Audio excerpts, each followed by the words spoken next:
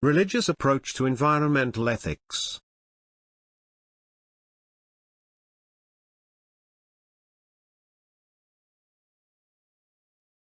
Environmental ethics. It is quite clear that in today's society the planet is in a bad way and is suffering from things such as global warming as a result of human beings and their lack of regard for the environment. Rapid growth and technology has also opened humans to new forms of risks that never existed before but that are now around.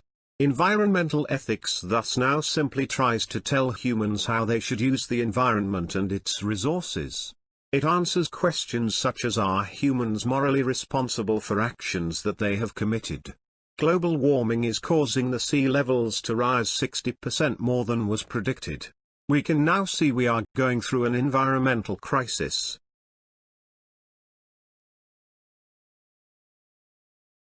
Christian ethics. Christian ethics teaches that we have dominion over the earth. This is a very anthropocentric view of the earth. Singer criticizes this idea as he argues it is harsh to rule out concern for nature. Aristotle and Aquinas also have this same view. The idea of dominion also shows that human beings are valuable. For example, Genesis 1:26-27 argues that we are made in God's image and should have dominion over the fish, sea and birds. Genesis book in general shows that we have moral worth and are the climax of God's creation. Matthew 10 also states that human beings are of more value than a sparrow. This would confirm human beings' intrinsic value. Saint Francis of Assisi argues that it is intrinsically wrong to destroy the natural world as God communicates with us through it. We are all creations of God, so should be equal. He even argued that animals could worship God just like we could.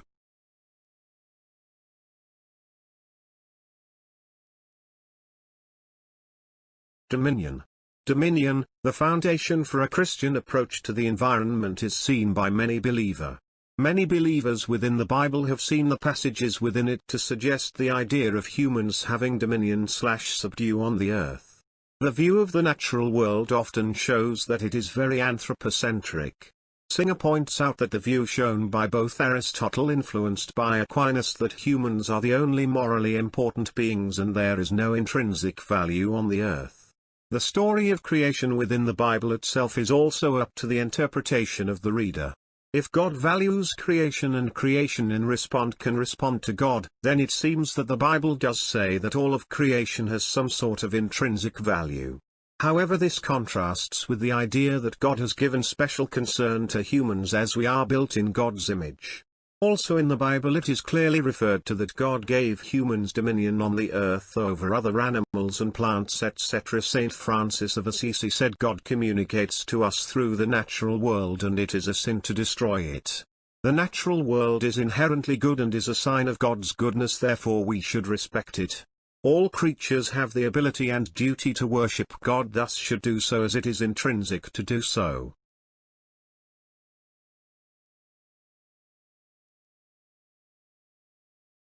Stewardship. Singer said the root cause of environmental issues is literal in the sense of dominion. The command to subdue the earth needs to be looked at. When creation account 2 is compared to the first, we told man when put in Eden to protect and preserve it. Humans are at the peak of creation and the role of stewardship, we are to care for and conserve creation as it belongs to God. The Genesis story of Genesis 2:15 argues that Adam and Eve were put in the garden to ensure that everything was looked after. For Christians this means they have a duty to protect and preserve the world as part of God's commandment for them.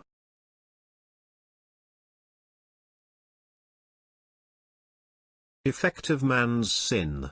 The fall is seen by the same reason as for environmental problems. We need to use out increasing knowledge to rectify this problem between God and humans. Christians' view. Environment must be protected and past mistakes must try to be rectified. Must care for the environment and avoidance of the exploitation of the natural world for selfish gain. This will bring about peace, harmony and justice. Genesis 3 explains the fall, and some Christians argue that natural destruction is part of God's punishment to us. In order for us to regain this relationship with God, we must now protect the environment.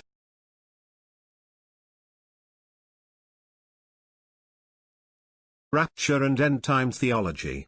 Humans have dominion, and the Genesis creation story teaches us that man is superior to nature and can use its resources unchecked. Those who believe in end-time theology are not concerned with the end of the earth, and the natural world is irrelevant because it has no future. The destruction of the environment is welcoming and should be helped as long as it is a sign of the apocalypse and the second coming of Christ. Pastor John Hagee said the environment and social crisis of today are portents of rapture, when born-again Christians both living and dead will be taken to heaven and non-believers left behind will have 7 years of suffering, culminating in the rise of the Antichrist. Some radical Christians see the rapture as a good thing, allowing us to reunite with God once again.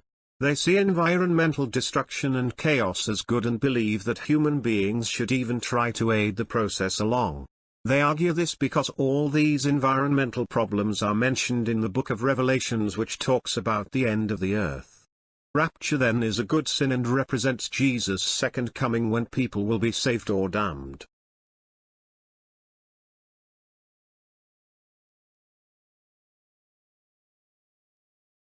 Secular approaches to environmental ethics. Libertarian extension, deep ecology. The phrase deep ecology was coined by the Norwegian philosopher Arnes in 1973. Deep ecology seeks to develop this by focusing on deep experience, deep questioning and deep commitment. These constitutes an interconnected system.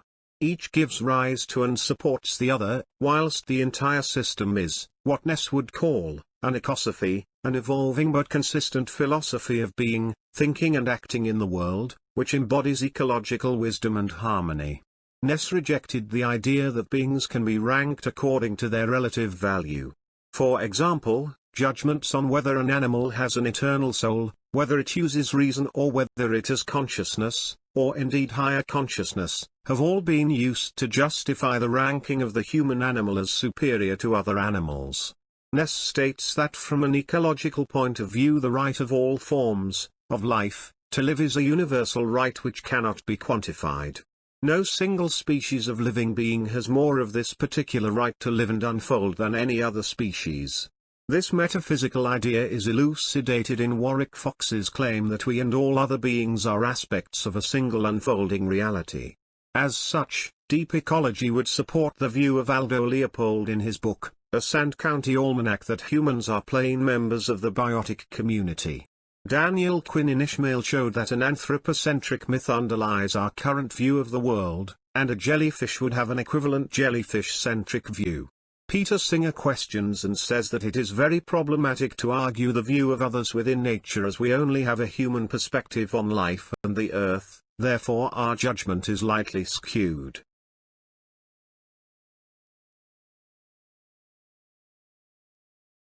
Libertarian extension, deep ecology. George Sessions listed 8-fold deep ecologist platform to explain deep ecology. The well-being and flourishing of human and non-human life on Earth have value in themselves. Synonyms: intrinsic value, inherent value. These values are independent of the usefulness of the non-human world for human purposes. Richness and diversity of life forms contribute to the realization of these values and are also values in themselves. Humans have no right to reduce this richness and diversity except to satisfy vital human needs. The flourishing of human life and cultures is compatible with a substantial decrease of the human population. The flourishing of non-human life requires such a decrease. Present human interference with the non-human world is excessive, and the situation is rapidly worsening. Policies must therefore be changed. These policies affect basic economic, technological, and ideological structures. The resulting state of affairs will be deeply different from the present.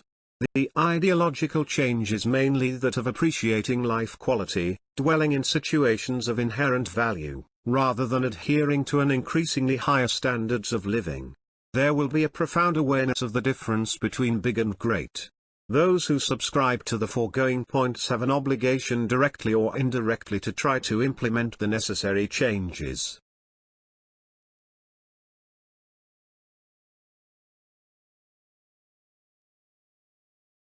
Ecological extensions. Ecological extension is also known as the Gaia hypothesis, by James Lovelock. This theory sees humans and the environment as two separate things. James Lovelock had two versions in his theory. He first argued that Gaia, goddess of the world, did not need human beings in order to survive. Gaia is self-regulated and almost a living human being. Gaia is highly intelligent and organized, meaning everything is not random, which would refute the Darwin explanation of natural selection as Gaia regulates. Abusing Gaia is like abusing our own existence. Things such as the algae that soaks up radiation is example of Gaia's intelligent design. More recent James now advocates that we need to look after the world as the world is getting warmer and sea levels are rising. We must be quick in order to save Gaia.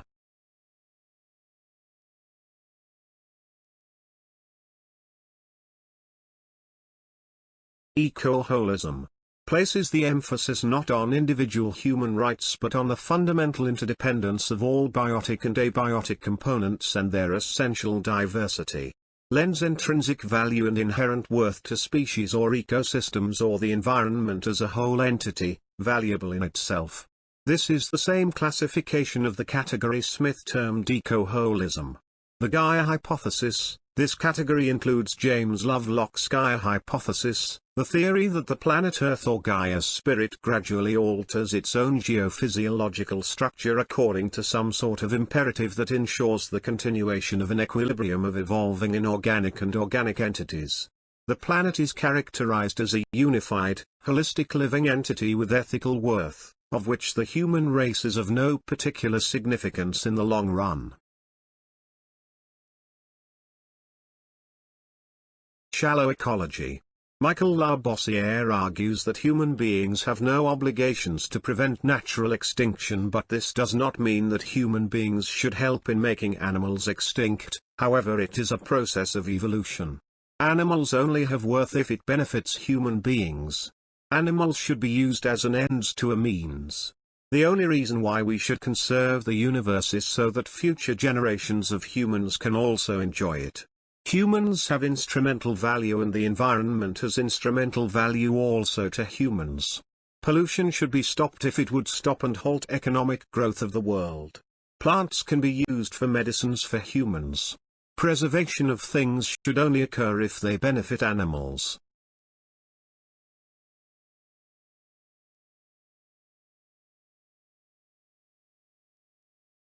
Utilitarianism applied to environmental ethics. Utilitarianism, as we know, uses the formula of greatest good for the greatest number. This would thus require people to use their further knowledge to decide. As a cost-benefit theory, a person would have to weigh up the amount of pleasure and pain that would be caused if an action is taken, as we aim for pleasure. Bentham's quantitative approach would, in a circumstance such as wanting to limit the speed limit in Lake Windermere to 10 miles per hour to prevent harm to the ecosystem of the pond and keep the water less peaceful, would consider pleasure and the environment. Bentham would consider the tourist value pleasure of using the lake for sport actives and the money that will be generated, and would argue that the environment should not be important and most people's pleasure would come from using the lake.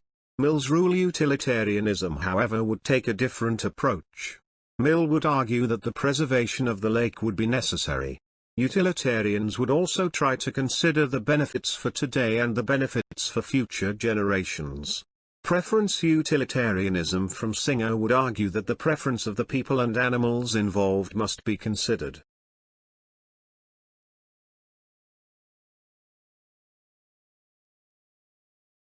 The original theory was based on pleasure and pain, so Peter Singer extended its bounds to non-human animals who were sentient, capable of experience, and could therefore feel pleasure and pain.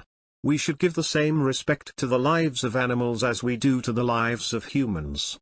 It is unclear whether the theory can be extended to include non-animal entities. It would need either a redefinition of pleasure and pain, or a change to the central principle of utilitarianism. Singer sees a problem in trying to imagine the interests of a plant. If we put ourselves in the place of a plant, we wouldn't mind what happened to us, as plants cannot experience positive or negative effects. Once we have decided which aspects of nature to include in our calculation, and whether to weigh up pleasure/pain or preferences or interests, we can do a calculation. This could give us general rules to live. Rule utilitarianism, by for example, development must be sustainable. Farming should be organic, etc. Alternatively, utilitarianism allows for a flexible approach, carefully weighing up the consequences in each situation. For some people in the developing world, development will save many lives. The same development in Europe or America would merely be a convenience.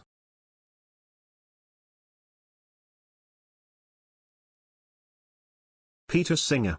Singer argues that human beings commit crimes such as speciesism. Humans and animals should be equal as they have equal preferences to not be exploited and to stay alive. He agrees with deep ecology that the environment has intrinsic worth. We should also preserve the world for future generations so they can also be benefited. Things such as deforestation of the environment would be wrong as it destroys the soil.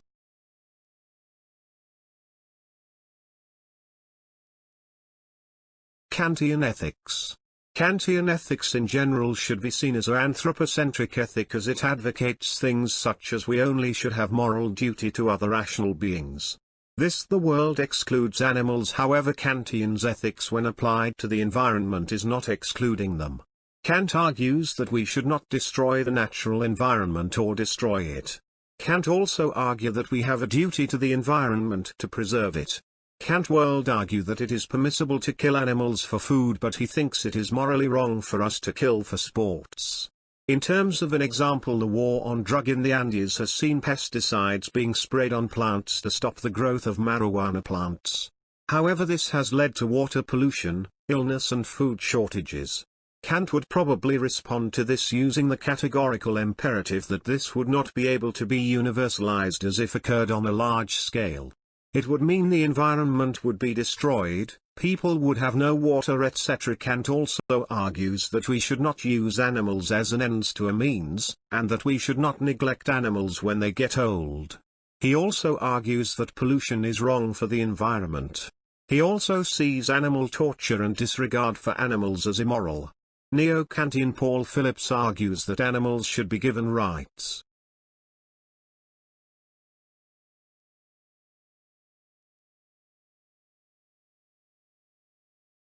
Natural law. Natural law thinking can be applied to a number of ways here. The central principle is to do good and resist evil, so it would encourage conservation and reject the abuse of the environment. However, humans as conscious beings have a higher purpose than the environment, and observing human nature could lead us to agree with humans taking control over the environment. Some natural law thinkers would focus on the purpose or telos of the natural world, giving the environment intrinsic worth.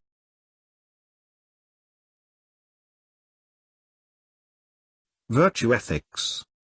Aristotle believed in a hierarchy in nature, with humans at the top. This suggests he would support a conservationist approach to environmental ethics, looking after the environment because it benefits humans. Put it another way, environmental damage, pollution, global warming etc. has no place in a eudaimonian state. The theory itself focuses on the virtues. Moral virtues are developed by habit. In the same way, we may develop good habits in the way we treat the environment, for example, recycling, walking, cycling when possible, car sharing, conserving energy etc. Aristotle also held that the right degree of courage, kindness, temperance etc. was the golden mean. It is important to be kind, but you cannot be too kind. The answer for the environment may be to take the middle path, not using too much energy, not overindulging, not consuming excessive food. This allows us to live happily and be fulfilled without doing too much damage to the environment.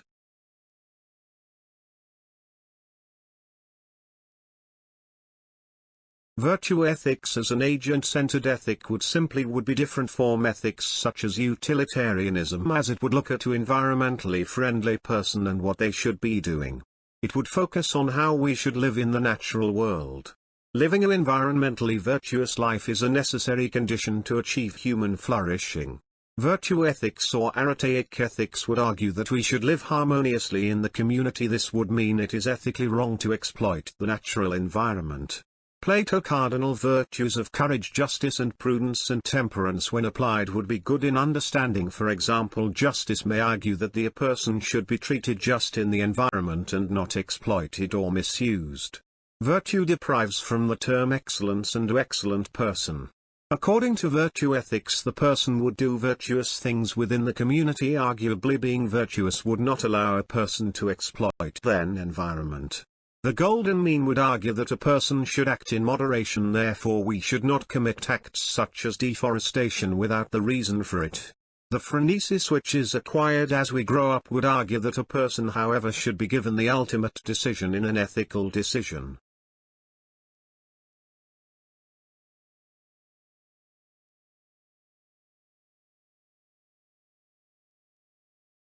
Thank you for watching. If you want this channel to upload more video on A-level religious studies, please like this video and subscribe this channel.